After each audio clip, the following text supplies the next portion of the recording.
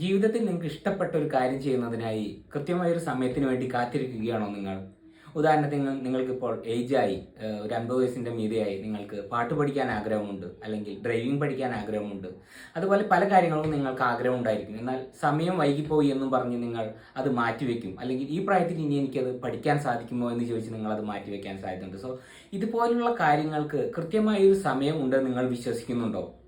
അതുപോലെ തന്നെ ജീവിതത്തിലെ പല സിറ്റുവേഷൻസിലും നിങ്ങൾ പ്രധാനപ്പെട്ട തീരുമാനങ്ങൾ എടുക്കേണ്ട ഒരു സാഹചര്യം ഉണ്ടാവാറുണ്ട്. സോ നിങ്ങൾ how to make correct decision എന്നതിനെ കുറിച്ചാണ് നമ്മളിന്ന് പറയാൻ പോകുന്നത്. പുതിയൊരു വീഡിയോയിലോട്ട് എല്ലാവർക്കും സ്വാഗതം. ജീവിതത്തിൽ പല സന്ദർഭങ്ങളിലും നമ്മൾ ചെറിയ കാര്യങ്ങളിലും വലിയ കാര്യങ്ങളിലും ഒക്കെ ഡിസിഷൻ എടുക്കേണ്ട ആവശ്യങ്ങൾ ഉണ്ടാകാറുണ്ട്. അല്പം കൂടി കോംപ്ലിക്കേറ്റഡ് ആയ കാര്യങ്ങളിൽ കറക്റ്റായി എങ്ങനെ ഡിസിഷൻ എടുക്കാം എന്നതിനെ കുറിച്ചാണ് നമ്മൾ ഇന്ന് ചർച്ച ചെയ്യാൻ പോകുന്നത്. 6 പ്രധാനപ്പെട്ട പോയിന്റുകളാണ് ഇന്ന് സംസാരിക്കാൻ പോകുന്നത്. ഫസ്റ്റ് പോയിന്റ് എന്ന് പറയുന്നത് അനലൈസ് ദ സിറ്റുവേഷൻ. ഇപ്പം നിങ്ങൾ എന്തെങ്കിലും ഒരു വലിയ പ്രശ്നത്തിൽ പെട്ട് കിടക്കുകയാണെന്നിരിക്കട്ടെ. ഇപ്പം സാമ്പത്തികമായോ അല്ലെങ്കിൽ വിവാഹപരമായോ അല്ലെങ്കിൽ പേഴ്സണൽ ആയിട്ടുള്ള മറ്റെന്തെങ്കിലും കാരണം മുഖേന വളരെ കുറച്ച് ഡീപ്പായിട്ടുള്ള എന്തെങ്കിലും പ്രശ്നത്തിൽ പെട്ട് കിടക്കുകയാണെന്ന് വെക്കട്ടെ.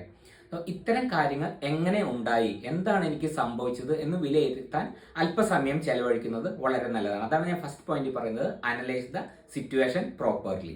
രണ്ടാമത്തെ പോയിന്റ്, ഇതിൽ നിന്നും രക്ഷ നേടാനുള്ള ഒരു മാർഗത്തെക്കുറിച്ച് അറിയുക എന്നതാണ്. അതായത് ആക്ച്വലി എന്താണ് നമുക്ക് സംഭവിച്ചു എന്നത് ഫസ്റ്റ് പോയിന്റ് നമ്മൾ അനലൈസ് ചെയ്യുന്നു. അതിനുശേഷം ഇതിൽ നിന്ന് നമുക്ക് എങ്ങനെ രക്ഷ നേടാം, എന്തൊക്കെ മാർഗങ്ങളിലൂടെ മുന്നോട്ട് പോയി കഴിഞ്ഞാൽ നമുക്ക് ഇതിൽ നിന്നും പടിപടിയായി രക്ഷ നേടാം. അതിനുവേണ്ടി നമുക്ക് പല സോഴ്സിൽ നിന്നുള്ള മാർഗങ്ങൾ സ്വീകരിക്കാം. ഇപ്പം ഇൻഫോർമേഷൻ എവിടെന്നെങ്കിലൊക്കെ ഇൻഫോർമേഷൻ കളക്ട് ചെയ്യാം, അല്ലെങ്കിൽ നമ്മളെ അറിയുന്നവരോ നമ്മുടെ ഫ്രണ്ട്സിനോടോ നമ്മുടെ കൊളീഗ്സിനോടോ ഒക്കെ ഇതിനെക്കുറിച്ച് പറഞ്ഞ് അവരിൽ നിന്നെല്ലാം നമുക്കൊരു സൊല്യൂഷൻസ് പോയിന്റ്സ് നമുക്കത് നോട്ട് ചെയ്ത് വെക്കാവുന്നതാണ്. അതിനുശേഷം ആ പോയിന്റ്സ് എല്ലാം നമ്മൾ കൃത്യമായി പഠിച്ച് നമുക്ക് ചെയ്യാൻ പറ്റുന്ന, ഏറ്റവും കറക്റ്റായി ചെയ്യാൻ പറ്റും എന്ന് നമുക്ക് തോന്നുന്ന ഒരു പോയിന്റ് സ്വീകരിച്ച് അത് വെച്ച് മുന്നോട്ട് പോവുകയാണ് വേണ്ടത്. മൂന്നാമത്തെ പോയിന്റ് എന്ന് പറയുന്നത്, ഇത് ചെയ്യാൻ കഴിയുന്ന കാര്യമാണോ, ഇത് നടക്കുന്ന കാര്യമാണോ എന്നുള്ളത് നിങ്ങൾ മനസ്സിലാക്കേണ്ടിയിരിക്കുന്നു. ഇപ്പം നിങ്ങൾ കളക്ട് ചെയ്ത ഇൻഫോർമേഷൻ പല പല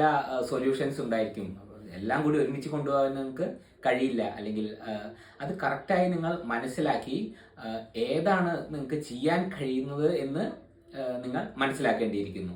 ഇപ്പം ഒരു സൊല്യൂഷൻ അതിനുവേണ്ടി നിങ്ങൾ ശ്രമിക്കുന്നു, അത് റിസോൾവ് ചെയ്യാൻ വേണ്ടി നിങ്ങൾ ശ്രമിക്കുന്നു. പക്ഷേ അതിന്റെ സൊല്യൂഷൻ എപ്പോഴെങ്കിലും കിട്ടിയിട്ട് കാര്യമില്ലല്ലോ. ഇപ്പം ഉദാഹരണം, നിങ്ങൾ സാമ്പത്തികമായി എന്തെങ്കിലും പ്രോബ്ലം ഉണ്ട്, ബാങ്കിലോട്ട് പൈസ തിരിച്ചടക്കേണ്ട സിറ്റുവേഷനിലാണ് എങ്കിൽ ഈ ഈ ഈ പോയിന്റ്സ് എല്ലാം നിങ്ങൾ മനസ്സിൽ വെച്ചുകൊണ്ട് അത് മെല്ലെ ചെയ്ത് എപ്പോഴെങ്കിലും തീർത്താൽ പോരാ. ഒരു